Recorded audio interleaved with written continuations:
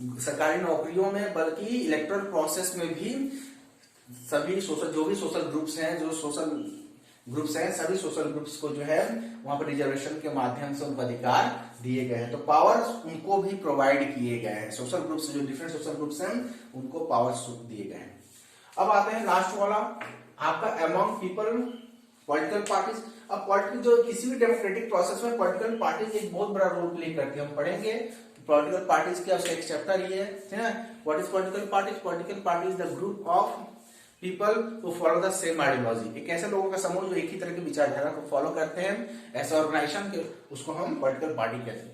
अब ये political party क्या करती है, ये चुनाव लड़ती हैं, अपने रिप्रेजेंटेटिव को उतारती हैं। जब अपने रिप्रेजेंटेटिव को उतारती हैं तो अपनी एक आइडियोलॉजी लेकर आती हैं।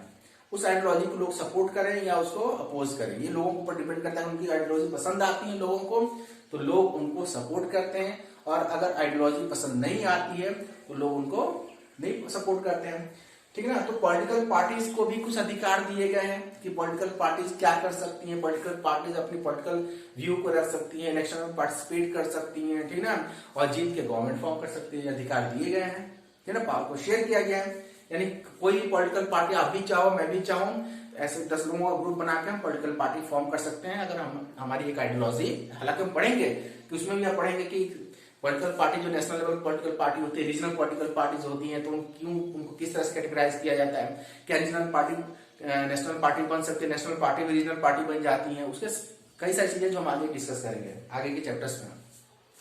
दूसरा होता है प्रेशर ग्रुप्स। प्रेशर ग्रुप्स मतलब कि ऐसे लोगों का समूह जो समय समय पर ये हमेशा काम नहीं करते हैं, बल्कि कभी कभी जब समाज में कोई सरकार से कभी कोई गलती होती है, लेजिस्लेचर बॉडी से कोई गलती होती है, या एग्जीक्यूटिव से होती है, जुडिशरी से होती है, तो लोगों का ऐसा ग्रुप, एक ऐसा ग्रुप होता है प्रेशर ग्रुप, जो अपने साथ आता है, सरकार के खिलाफ लड़ाई लड़ती है, और जब उसका काम हो जाता है तो फिर वो प्रेशर ग्रुप खत्म हो जाता है। पॉलिटिकल पार्टी ये भी ग्रुप है, प्रेशर भी एक ग्रुप है, लेकिन पॉलिटिकल पार्टी का मेन एम होता है गवर्नमेंट बनाना, इसलिए लगातार जो है रेगुलेट होती रहती है।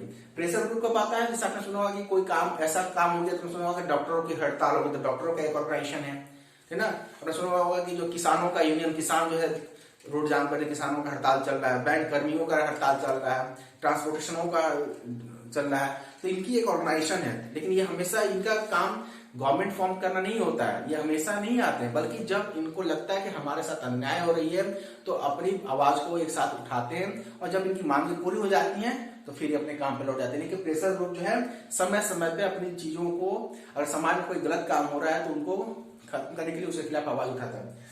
तीसरा होता है मूवमेंट ग्रुप्स। मूवमेंट ग्रुप्स वो होते हैं जो लगातार चलते रहते हैं। जैसे आपने देखा होगा वुमेन रिजर्वेशन के लिए ग्रुप, आपने देखा ट्रिपल तलाक के लिए एक मूवमेंट चला, है ना। तो ये मूवमेंट 2-4-10 दिनों या 2 महीनों की नहीं था, बल्कि मूवमेंट कई दशकों से चला आ रहा था, जिसको जाकर लास्ट में सफलता मिली, है ना। इसके अलावा आप देखोगे समाज में, जैसे नर्मदा बचाओ आंदोलन, मेधा पाटकर का आपने सुना होगा, तो उन्होंने भी एक मूवमेंट लॉन्च किया है ना, कि नर्मदा नदी को बचाने के लिए सरदार सरोवर बांध जो बना हुआ है गुजरात में, उसको बना के वहां पे जो लोग माइग्रेट करना पड़ा, उसके अगेंस्ट में उन्होंने लंबे समय तक आंदोलन चलाया।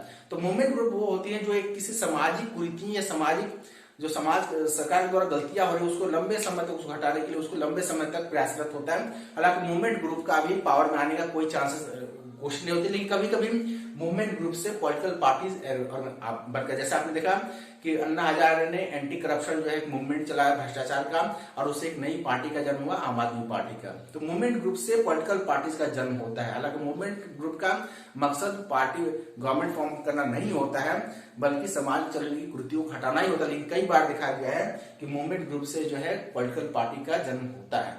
ठीक है, तो ये आपके पावर देखा कि पावर को हमने क्या किया, पावर को हमने different level, major form of the power sharing democratic system में ये आपके 4 गवर्नमेंट के डिफरेंट लेवल पर शेयर किया जाता है, ऑर्गन्स में किया जाता है, हॉरिजॉन्टल लेवल पे शेयर किया जाता है, अप एंड डाउन।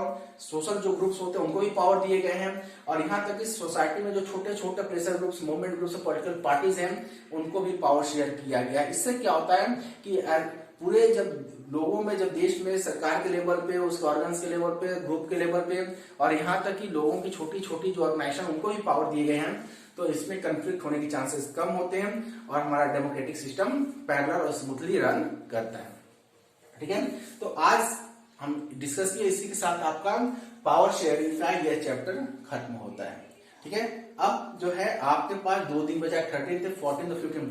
कल सभी लोग, ठीक ना, मुझे पहले और दूसरे चैप्टर का सभी लोग anyhow and anyway you have to send the images of the notes book of your first chapter and second chapter, first chapter of geography and first chapter of the economics. इसके सभी लोगों को भेजना ही होगा, भेजेंगे।